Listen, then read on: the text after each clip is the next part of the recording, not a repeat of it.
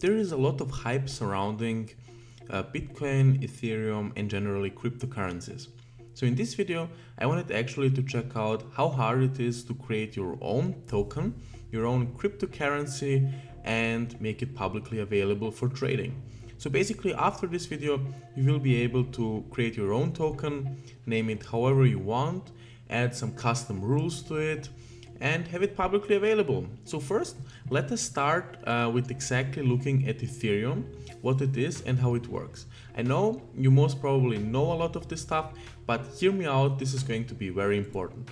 So first of all, Ethereum is a platform. It is not a cryptocurrency, and it is different from Bitcoin, which is just a cryptocurrency. So Ethereum is a much broader thing than that. So it can be seen in three layers.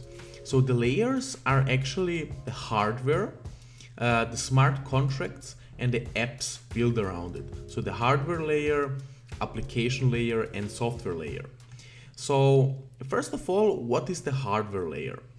The hardware works the following. First of all, you have computers or nodes that compute stuff. So basically any computer connected to the internet can be turned into hardware for the Ethereum platform.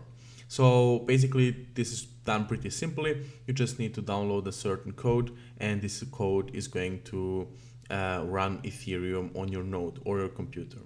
Then you have contracts, and the contracts run on that network.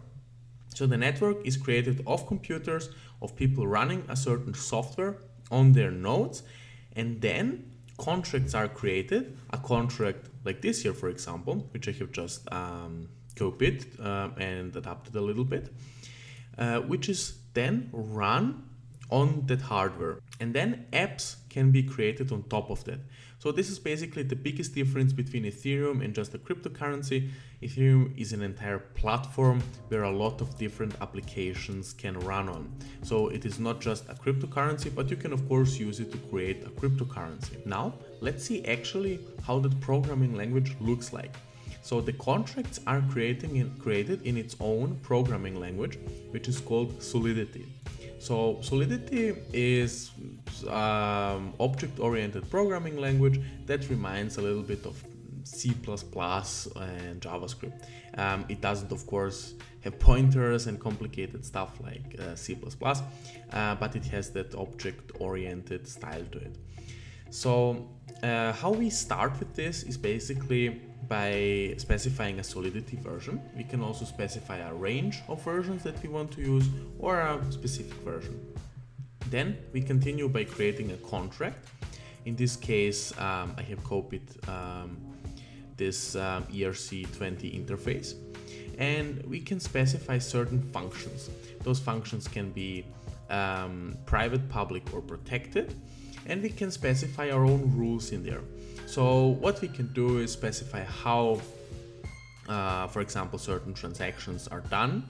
So we can specify that if Joe sends something to Mark, every time a transaction from Joe to Mark is executed, 50% of the value is being sent to Thomas, or something like that. So you have the full freedom to create contracts as you wish. So if you would like to read up more on that, you can go to Solidity and explore the documentation over there.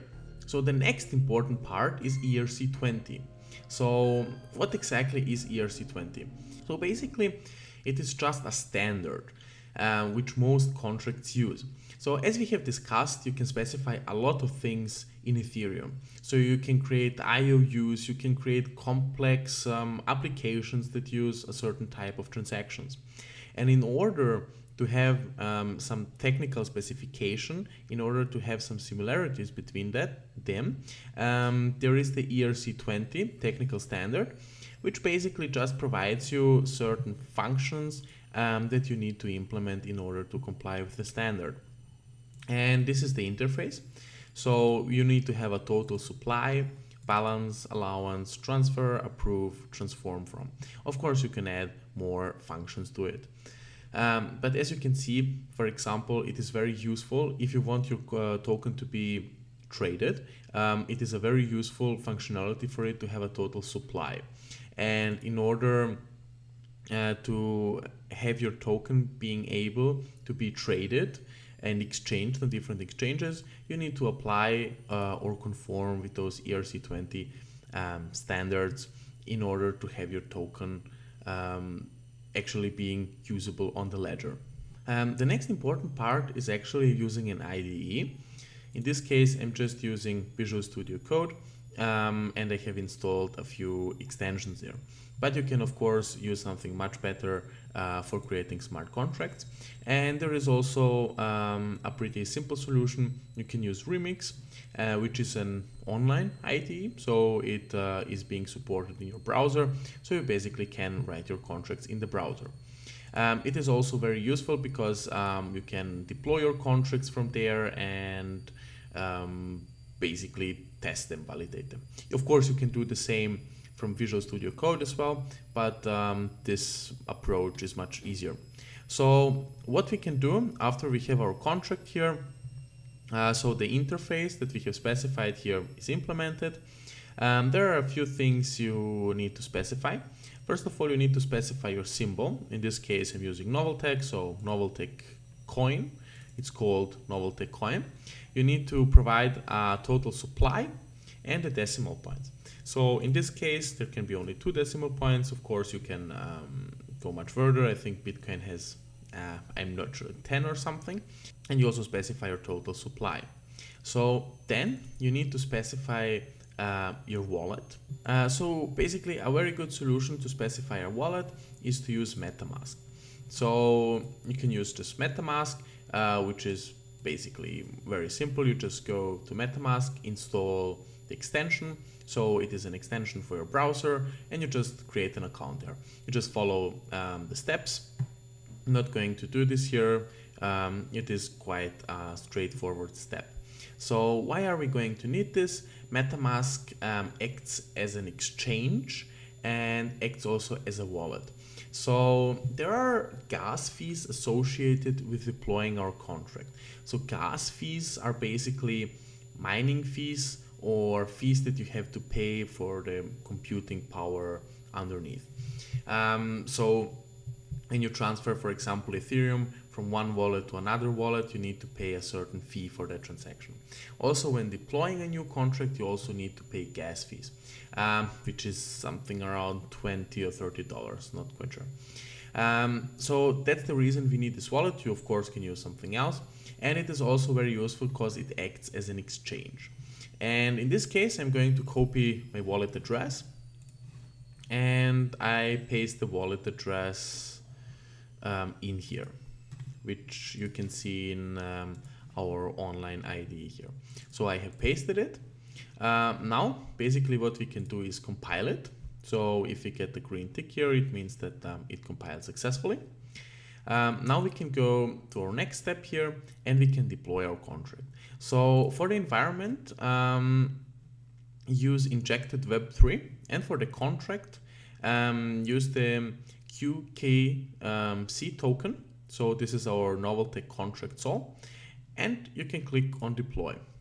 So when you click on deploy, you should get this confirmation here, which you can confirm, and it is going to connect to your wallet here. So basically what we need to do here is pay our gas fees, which is $28. So this is just an example account and I don't have any money on here, but if you transfer $28.49 worth of Bitcoin there, you can confirm it and you will have the token available. The token will be publicly available on the ledger, which means that anyone can trade for your token. So someone can come and trade, for example, Ethereum with your token. Of course, you can make your token special and different than others. You can give a total supply. You can create a stable coin. You can create certain features that other coins don't have. So this is a very simple and straightforward solution to creating your own token within 10 minutes basically. So I hope this video was very interesting for you and brought you a bit closer to the entire Ethereum platform. If you would like me to create maybe a specialized token or go more into Solidity, please let me know down in the comments. So thank you so much for watching and see you next one.